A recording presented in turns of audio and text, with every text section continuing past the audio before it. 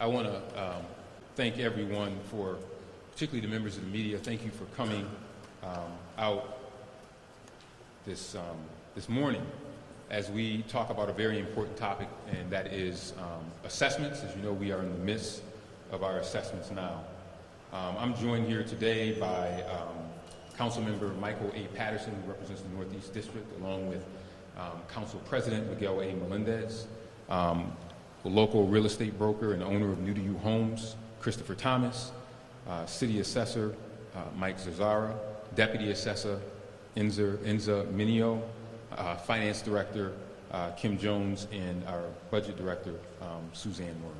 First off, I want to thank the dedicated city staff for all their hard work that they have been working on as we conduct this assessment.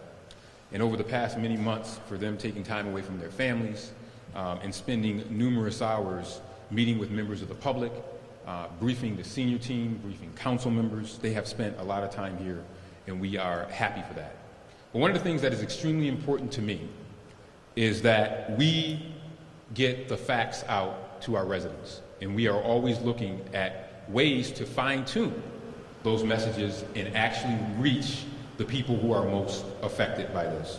And we know that there has been lots of information around assessments, some misleading information, some misconceptions about the assessment that we think it is important to clear up, and that we do this in an individualized way.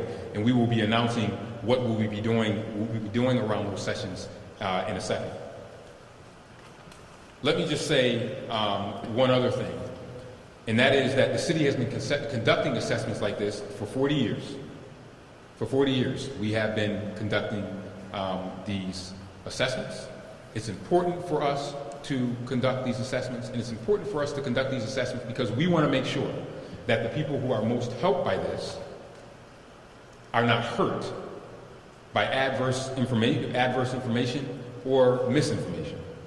Now, the difference this year, and I'm going to have Chris speak to this in a second before I call Councilmember Patterson, is that we haven't seen anything like this since the 80s in terms of the market. The market has changed. And I can tell you that as a former banker, a house is not like a car. When you buy a car, it immediately depreciates as soon as you drive it off the lot. When you buy a house, your hope and your wish and your dream is that it does not depreciate. You want to see it appreciate in value. And I recognize that in Rochester, because we are a poor city, many people aren't used to seeing their home values increase. And for years, we have had people say, Mayor, I bought this house for $60,000. I've been living here for 20 years, and it's only worth $65,000. When am I going to see an increase in my home value? When am I going to see an increase in my investment as others have seen across the city? And for the first time in many years, we have seen this happen in Rochester. We know that owning a home drives generational wealth, particularly in our black and brown communities and in communities that have been redlined.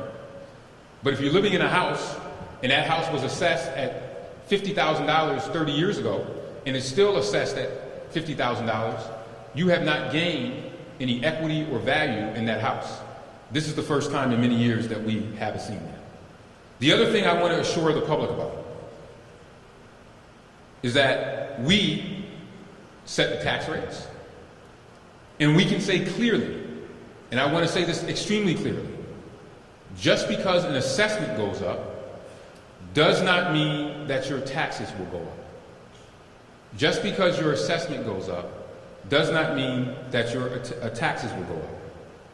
Assessments do not affect taxes at the same multiplier. So if your house went up by 10%, that does not mean that your taxes will go up by 10%. If your house went up by 100%, it does not mean that your taxes will go up by 100%. So although there are homes that saw maybe a 50% increase or a 100% increase in their value, that does not mean that their taxes will increase at the same rate. And I will tell you that my budget director can talk all day about how the tax levels influence tax rates and how when the denominator, and I'll take you back to school, I wasn't a big fan of fractions. I loved algebra. But there were some forms of fractions that I liked. When the denominator, which you know if you look at a line, that's the bottom, right? When the denominator of the tax formula increases, it naturally reduces the tax rate. So you can have, for example, if you're a senior and you lived in your house for 40 years and you see an increase in your assessment, you can actually see, and on many occasions, and in many instances, will actually see a decrease in your tax rate. Because the denominator, the bottom, the more people assess, that number has gone up. So if you don't do an assessment or you ignore that number, you are therefore going to deprive someone that may live on Joseph Avenue for 40 years their tax cut rate, and they will actually be subsidizing someone who may have just bought the house for $400,000.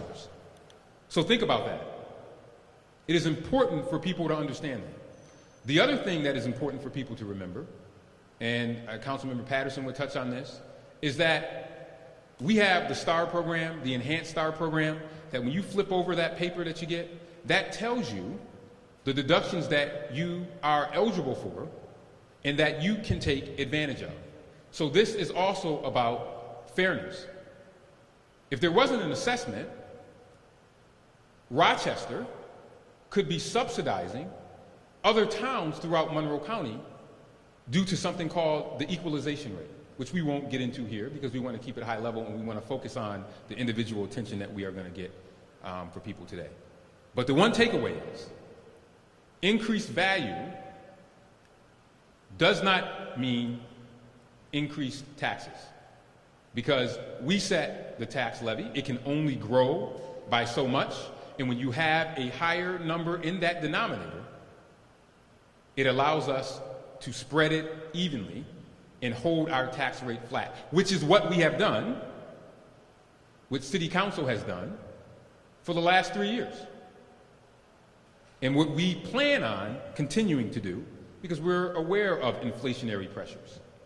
We're aware of all of the things that our residents, the needs that they have to meet. So math is complex, but it's not exciting, but it's important. It's important because it's important that particularly our seniors understand how this is going to affect them, and we do not want to unnecessarily alarm them with false information. I'll also say that if I was someone who always wanted to prove that they were right, if I wanted to prove that I was right, I would say, you know what, yeah, we're going to prove that we're right and let people's taxes go up. But guess what? If we did that, who would they come to see?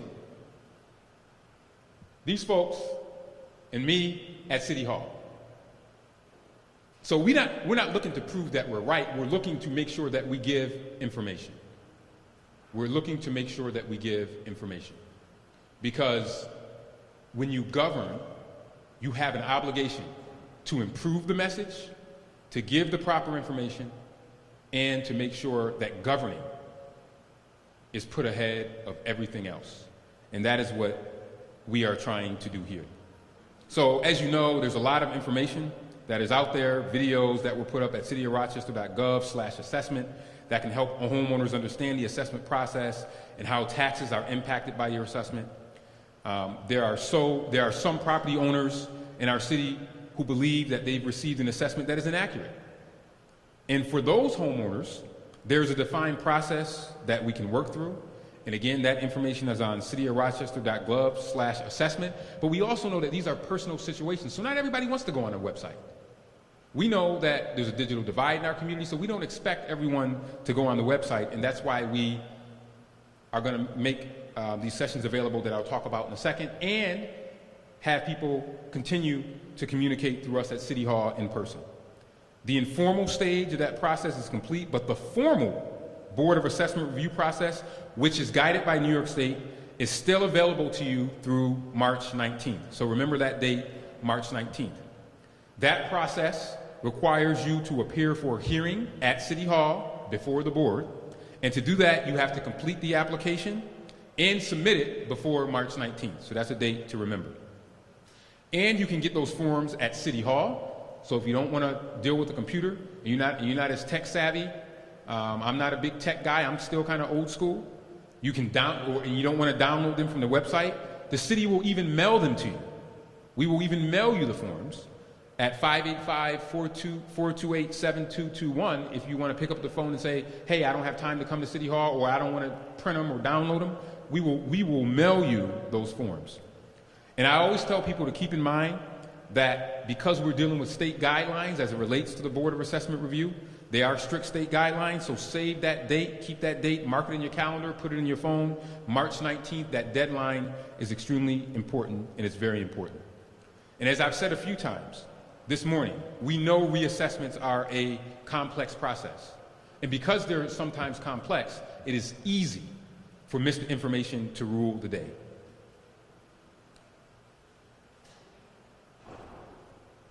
And I am proud that the team has said, we want to meet people personally that might have questions outside of the formal process. We know the website is a fantastic resource, but we want to make sure that we are sharing information like if your property tax value, as I said, has gone up by 60% or less, your property tax will most likely stay the same or even decrease. Or if you're a senior, what exemptions do you qualify for? How do we make sure that you get the most aggressive state exemptions and credits that you qualify for? You may have a question, what if you want to follow through with the Board of Assessment Review process and need help with paperwork or sworn testimony? These are all things that are important and questions that many people in our community has. So as we mentioned, we know that people are very busy, working every day to complete the citywide reassessment to serve city residents and businesses equitably and fairly. And even still, the team has rallied to create a series, which we're announcing today, of Get the Facts, resources and information sessions to help city property owners better understand their assessments. At these sessions, you can sit with an appraiser who can walk you step by step through your assessment letter that you received in December, and you can pick up forms for the Board of Assessment Review and learn what information you need to formally form to contest your assessment.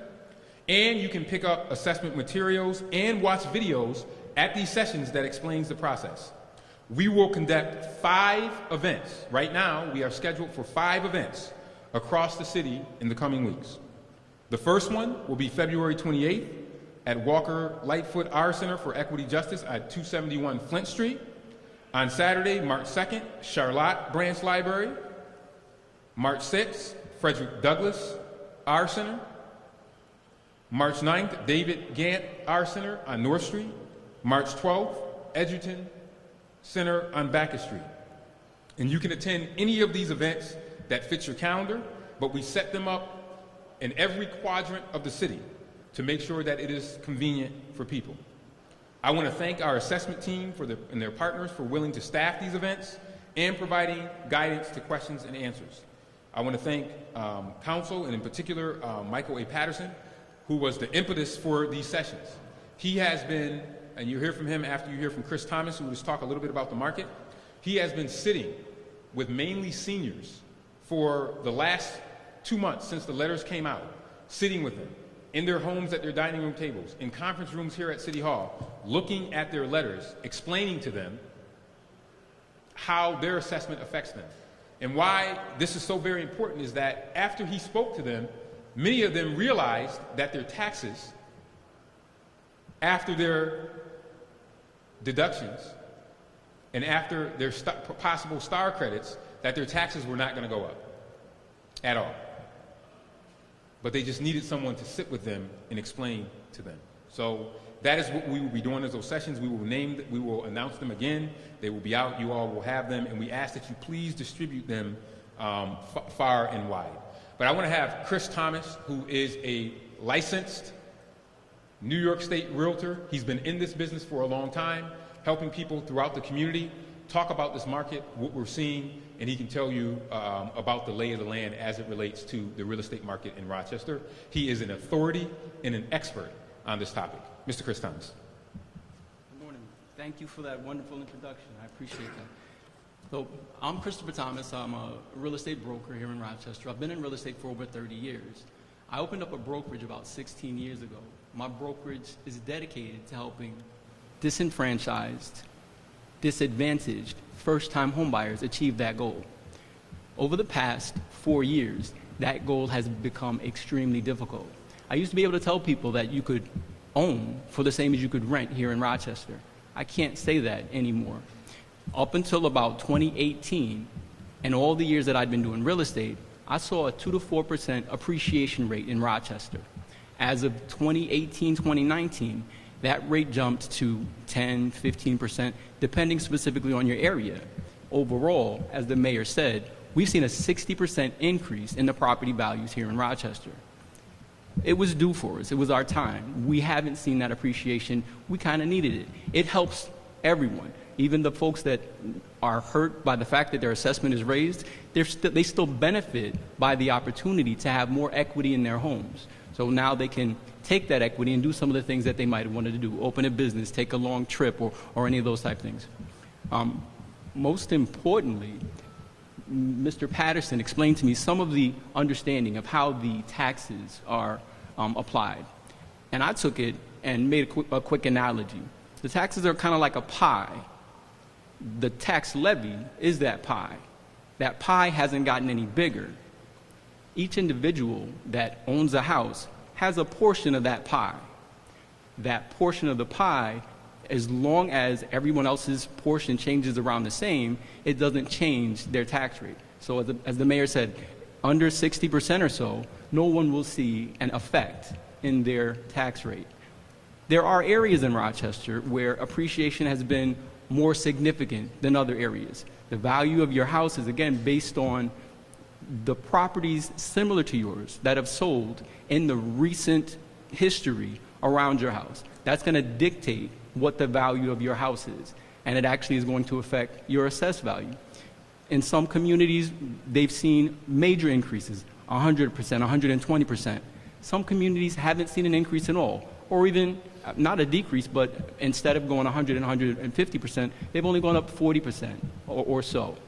Those neighborhoods, again, as the mayor dictated, will see a decrease in their size of the pie, for lack of a better words. The folks that are in areas where the appreciation rate was way more will see an increase in their slice of the pie.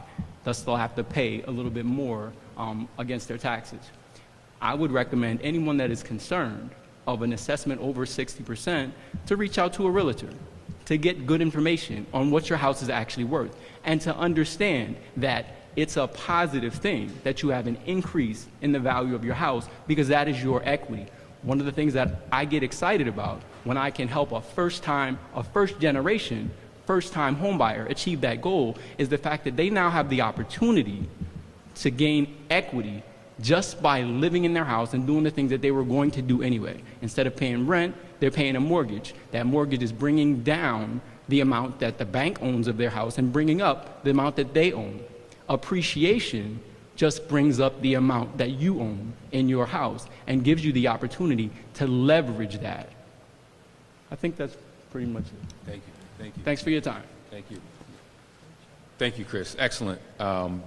As I say, Malcolm X used to say, make it plain. Chris just made it plain. And I want to thank him for that. And Councilmember Patterson, who has been getting people's letters, people have been sending him his letters, he's been explaining them to him. So I want him to talk to you about what he's been up to and how this inspired what we're doing as it relates to these 5 sessions that will be coming up. Mr. Councilmember. So I'll be brief, and I want to start by thanking our city staff for the work that they've done.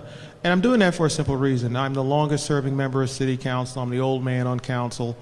I've owned my home for roughly 20 years, and like many of us, I've gotten the quarterly reassessment letter. I looked at it. It said this is not a bill, and I was pretty much done looking at it because it didn't cost me anything, and I wasn't worried about it, and my assessed value wasn't going up. This year is different. We're all seeing, literally, everyone in the city is seeing an increase in assessed value. And as I looked at the letter that I received, like all of the other homeowners in the city of Rochester, I looked at this letter and it didn't make a lick of sense to me. I didn't understand how they were getting these numbers. I didn't understand how they got these numbers. I didn't understand how or why they were saying my taxes were going up. And I took the time to sit down with our city staff to find out what the process is and how the process works. So, ladies and gentlemen, let me start by saying this. There is no new process. The city of Rochester is doing what the city of Rochester has always done when it does reassessments. The only thing that is different is that the market has changed. Unlike every other assessment I've ever experienced as a homeowner, every neighborhood in the city of Rochester is seeing an increase in assessed value. I am the Northeast District City Council member. Like I said, I'm the old guy on council, so I have the old assessment maps. If you guys want to see some of them, I'll show them to you. You can go to sleep. But those maps show that in many of our reassessments, property values never went up consistently across the city. Some neighborhoods would increase, some neighborhoods would decrease, a lot of neighborhoods would stay the same, but there wasn't a significant change. So because there was no significant change, we all paid this no attention. Well, now we're seeing significant change across the board. So I looked at this letter. I didn't know what was going on. City staff explained to me the process. But what they also explained to me was that, council member, you need to turn the letter over. And on the back side, there's this thing called exemptions. And I'm going, oh, okay, well, what's that? And the front of the letter says, this is what your taxes would do without any of your exemptions. So when you go to the back of the letter, it says, okay, those are the numbers that we subtract from that new number to come up with what your taxes would be. And for many of my senior citizens, I have senior citizens who, it's going to sound strange, have never actually paid property taxes because they have so many exemptions that it zeroes out the value of their property. And it looks as though for many of those same senior citizens, that's occurring with the new exemption also. What they are paying are things called embellishments. And embellishment is real simple. We got a box over here where it says special districts. Well, hazardous sidewalk, roadway, street maintenance, sidewalk repair, 40 units. Well, units are feet. So you are charged a fee based upon the number of feet of frontage you have on your house. And all of this stuff is on our city website, so I'm not making anything up. It's all there, easy to be found. And they're paying that fee, and they're paying for their garbage toter. That's what they're paying. That's what some of our fortunate senior citizens are paying. But this letter doesn't say that. And so the hope is, as the administration rolls out these sessions, individual senior citizens, anybody, any individual homeowner can sit down with a member of city staff and say, okay, well, tell me what's really going on because I don't know what's going on. This will give them a chance to get that information. But at the same time, I encourage anybody who got this letter and looked at the old assessment number, looked at the new assessment number and said that new assessment number is crazy, you have a duty and an obligation to meet with the city and challenge that number. As Chris said, talk to a realtor because unless you bought a house, you sold a house, you really don't know what the market is. I don't know what the market is. But if you don't feel that the number's right, please engage in the process. Please challenge it. The other thing is this. There are folks who believe that this whole process is a system designed to gentrify the neighborhood and run everybody's taxes through the roof. As the mayor said, we have a tax levy. Well, our tax levy is a set amount, and it can only increase 2 to 4% by state law. So we could pretty much tell you within a range, what the new tax levy is going to be. The tax levy are the dollars that we collect from all of the property owners in the city of Rochester. That's a small number, okay? The larger number is the assessed value of all of the property in the city of Rochester. The assessed value goes up, as the mayor was saying, that's the bottom number, okay? The levy is the top number. As the bottom number gets bigger, this number gets smaller. So last year, what do we got here? So last year, our city 2023-2024 city taxes were $6.80 and 50, we'll say 52 cents per thousand of assessed value. That was last year. Well, this year, that number is going to be smaller because the overall value of all of the assessed property is larger. So that's why you see, and that's why this is such an individualized thing. Your assessed value may go up, but because the number that we're going to be charging we're going to be collecting taxes at, value per thousand of assessed value is going to be smaller, your taxes may well decrease. And in my case, I believe that that's going to happen so long as I pay my water bill on time. And because on my letter, it says my taxes are only going to go up $99. Well, you know, by the time you get done subtracting my exemption, I should be about the same, maybe a little bit more, but not enough to fight about. But that's me. If you're looking at it and you don't think it's fair, you don't think it's just, we have a process for you to engage in. Please engage in the process. And if you don't know, come to the sessions. This will be an opportunity for you to sit down with an individual person and ask some individual questions about your property, which is something that nobody's really been able to do outside of our informal assessment process. Thank you. Thank you. Thank you, Councilmember Patterson. I call him the explainer. If you know, he explained it. He's got it inside and out, but he took the time to do that. Now I want to bring up the council president. The council president called me and said, Mayor, when are these sessions starting? When are you doing? I mean, he has been relentless because he understands that because of the nature of his day job and everything else, that you have to meet people where they are, not in a big room where you're talking to 30 people and you're not talking about their individual situation, but how can we meet people where they are? And that is what the council president has been saying. How can we meet people where they are? So I want him to also talk about this process. Mr. President. Yes, thank you, Mayor. I want to also reiterate and thank the staff here in the assessor's office, the finance team here, who have done a tremendous job spending the energy to engage with the public. And I think this is a testament, what's coming up is a testament to the next steps and the next part of that phase to ensure that the public gets the facts.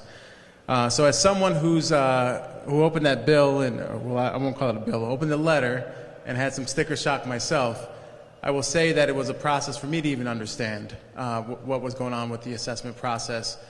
Spent the energy to understand it, to learn it, and it is important that all the facts that Mike presented today gets out there to the public, that we effectively are not raising taxes per se. We are looking at equitably distributing the changes across the city of Rochester and the region. So I just want to encourage everyone to review your letter again. If you have questions still, to attend one of the sessions. If you're not able to attend one of the sessions but you want to do a formal review process, please submit your forms by March 19th.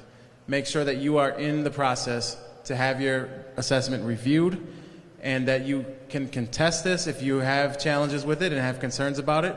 The City of Rochester website has a ton of resources that you can look at. There's videos online, as the mayor mentioned. There's also, the forms are available online through the website, and you can effectively participate in this process in a way that gets you answers, okay? So with that, I just want to thank the administration for responding to council's call to really make sure that we put additional information out there, that we update some of the information based on the feedback we were receiving from the public, and look forward to the continued opportunities for our constituents to engage in the process. Thank you. Thank you, Mr. President. And we know when he calls, I got to answer. And I hope that we have answered in a way that is helpful to the many folks that you have been talking to and that we all have been talking to throughout this process.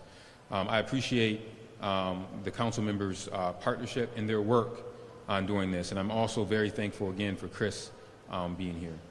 I want to again just thank Kim Jones, who is our Director of Finance, Suzanne Warren, Director of Budget, our Deputy City Assessor, our City Assessor, for all of the work that they have been putting here. They're standing here. We got like sticks holding them up because they're putting in so many hours because we're going through the budget process. They are doing a yeoman's work on this. And, you know, Kim and Suzanne and all these folks often talk about generational wealth. They have been doing this for many years through subsequent administrations.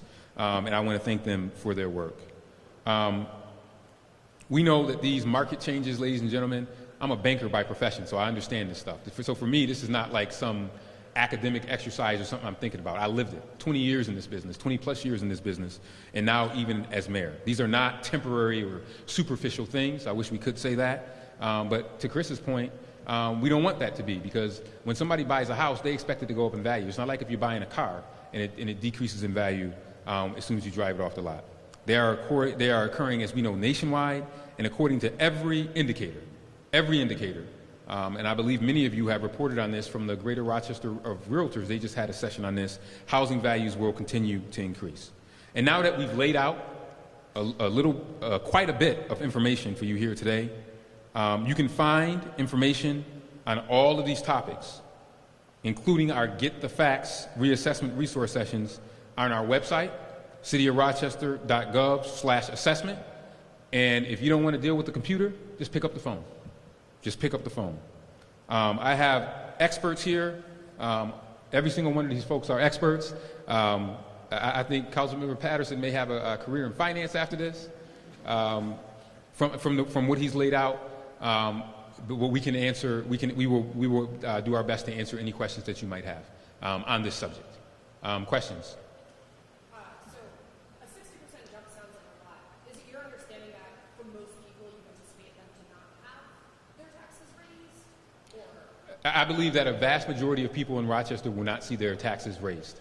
And as you know, we handle the tax levy.